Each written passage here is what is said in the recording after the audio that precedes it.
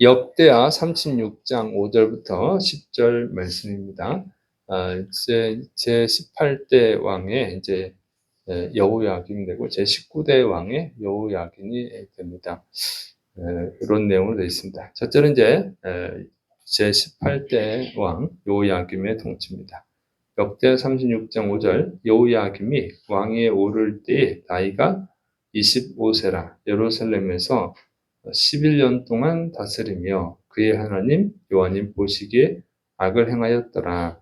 자, 이집트 왕 느고가 이제 여호아스를 강제로 폐위하고 그다음에 이제 그의 형 엘리야김을 이제 제 18대 왕으로 세우고 그 이름을 여호야김으로 이제 강제로 개명을 시켰어요. 그리고 이제 25세 그때 이제 25세 왕이 된 여호야김은 이제 11년 동안 유다를 통치하게 됩니다. 그런데 하나님 보시기에 악한 통치를 했다고 하는 거예요. 그래서 하나님이 징계를 내리시는데 그 여호야김의 악한 통치는 이제 뭐냐? 첫째로 이제 하나님이 미워하는 우상 숭배를 한 거죠. 그러니까 이것은 성경에 나오진 않지만 그냥 악한 통치하면 보통 이게 기본적으로 따라가는 겁니다. 그래서 하나님이 미워하는 우상 숭배를 하고 두 번째로는 이제 하나님을 의지하지 않고 이집트 왕을 의지한 거죠. 그다음에 이제 세 번째는 하나님의 경고를 무시하고 하나님의 경고를 대언한 우리야 선지자를 죽인 것입니다. 이것은 성경에 정확하게 기록이 되어 있어요. 예레미야 26장 20절부터 23절 또 여호와님의 이름으로 예언한 사람이 있었는데 곧 기럇 여아림 스마야의 아들 우리야라. 그가 예레미야의 모든 말과 같이 이 성과 이 땅에 경고하여 예언하며 여호야김 왕과 그의 모든 용사와 모든 고관이 그의 말을 듣고서 왕이 그를 죽이려 하매 우리야가 그 말을 듣고 두려워 애굽으로 도망하여 간지라.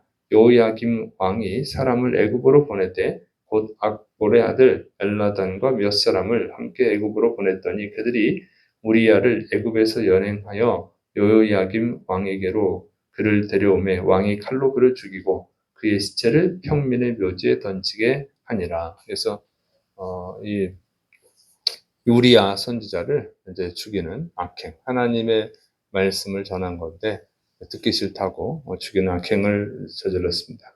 또 하나는 이제 하나님의 경고 말씀을 적은 그 두루마리면 이제 지금으로 하면 성경책이에요.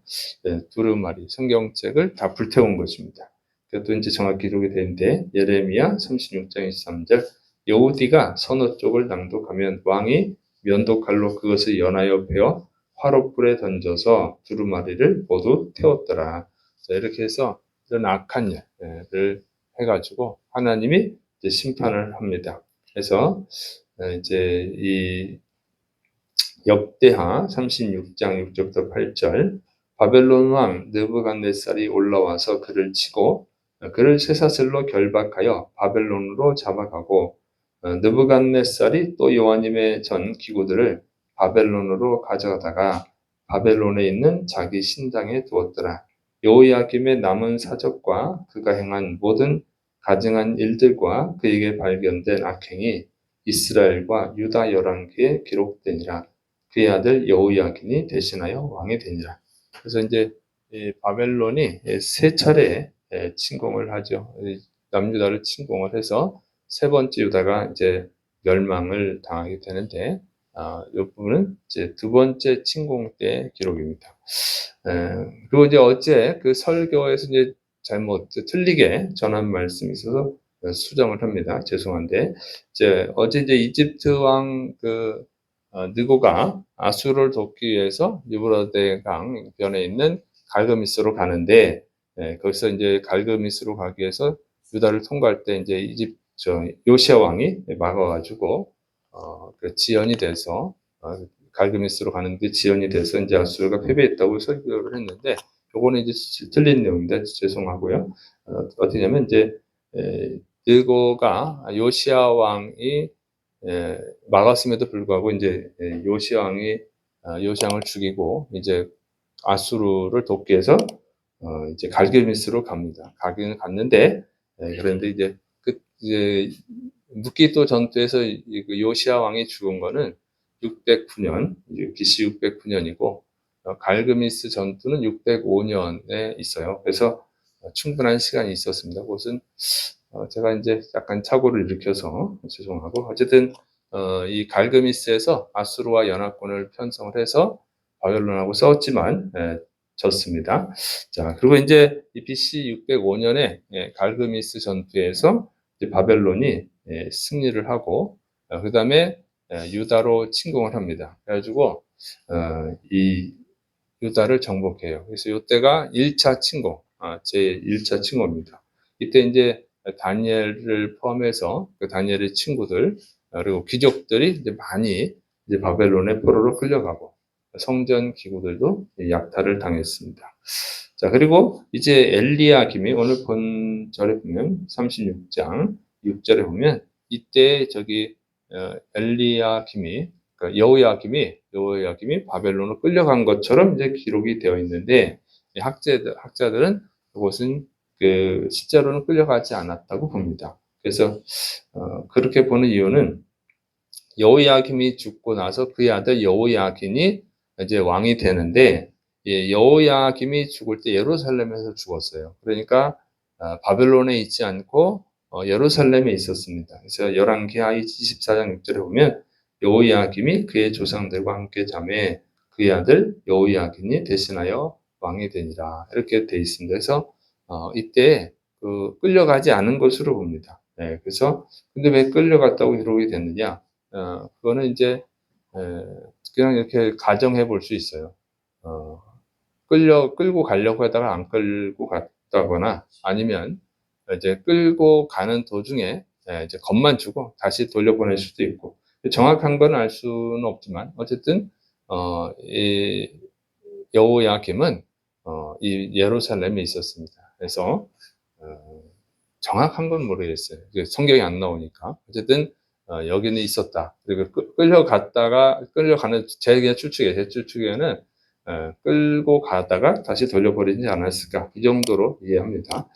자, 그래서 어쨌든 그 여호야김은 이 예루살렘에 그대로 있었고 그런데 이제 하나님이 심판하셔서 비참하게 죽습니다. 예레미야 36장 30절에 그러므로 여호와님께서 유다의 왕 여호야김에 대하여 이와 같이 말씀하시니라. 그에게 다윗의 왕위에 앉을 자가 없게 될 것이요 그의 시체는 버림을 당하여 낮에는 더위 밤에는 추위를 당하리라. 그래서 그가 이제 비참하게 죽고 또 그의 아들이 대신해서 왕을 이어갈 수 없다. 이런 그 저주를 내렸어요. 그리고 이제 그 저주는 이루어집니다. 그래서 이제 제 19대 왕 여호야긴, 그 여호야김의 아들 여호야긴이 왕이 되긴 하는데 이제 3개월 10일만 통치하게 됩니다.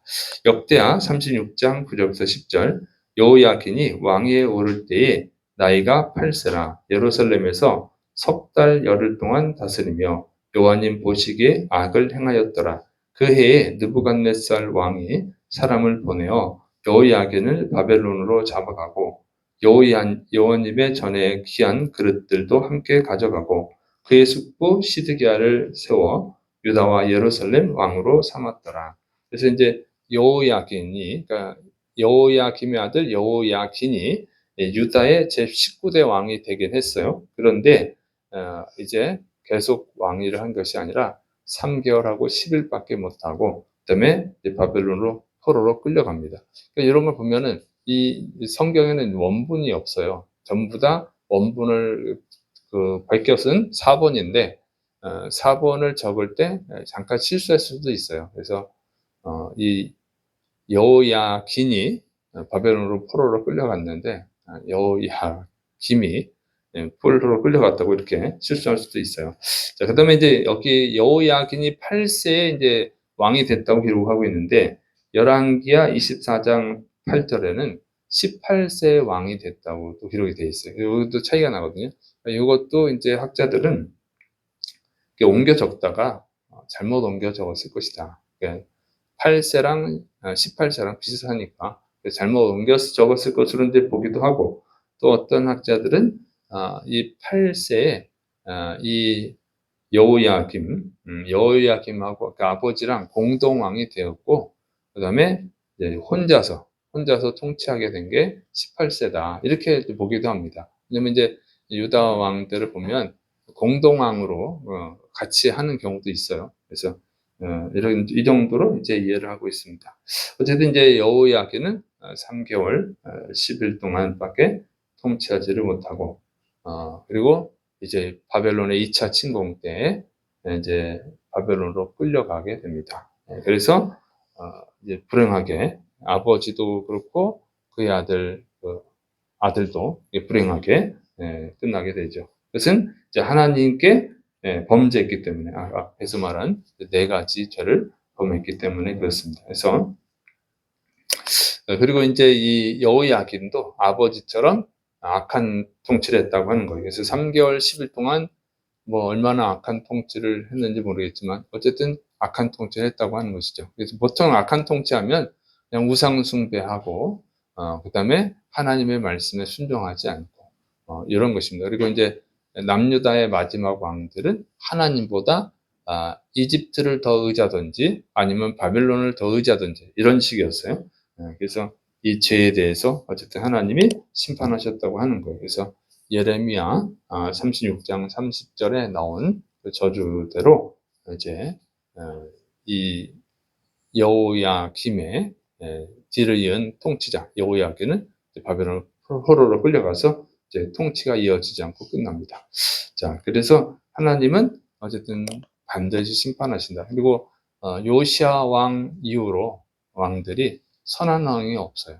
그래서 3명의 왕들이 전부 다 이제 악해가지고 이제 이 유다는 결국 멸망하게 됩니다. 그래서 36장은 이제 유다의 멸망을 기록하고 있어요.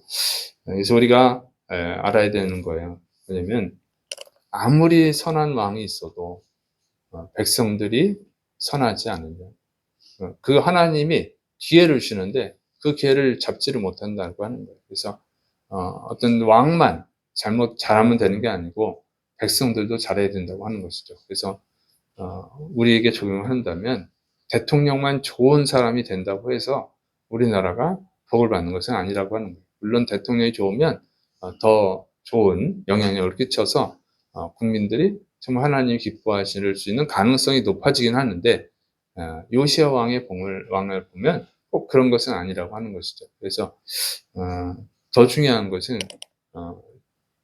국민들이 하나님을 잘 섬겨야 된다고 하는 거예요. 잘 섬기면 또 좋은 왕을 세워서 복을 주시기도 하거든요. 그래서 오늘 우리 한국이 복을 받으려면 우리 그리스도인들이 하나님을 잘 섬기고 정말 열심히 전도하고 하나님의 뜻대로 살아가야 될 줄을 믿으시기 바랍니다. 그래서 하나님을 잘 믿는 성도들을 많이 만들어내면 그러면 축복을 해주는 거예요. 그러니까 교회를 다니는 것만 얘기하는 것이 아니에요. 이 당시 이 남유다가 망할 때 다 제사는 드렸어요. 하나님께 예배는 드렸어요. 그렇다고 해서 안 망한 게 아니고 하나님 뜻대로 살지 않았기 때문에 멸망을 시킨 거거든요. 그래서 우리가 교회 다니는 것으로 만족하면 안 되고 진짜 하나님의 뜻에 순종하는 그런 거룩한 삶을 살아가야 복을 주시는 줄을 믿으시기 바랍니다. 그래서 그래야 복을 받고 나라가 복을 받고 또 개인도 복을 받습니다. 여러분은 다 복받는 분들이 되시기를 축원합니다. 기도하겠습니다.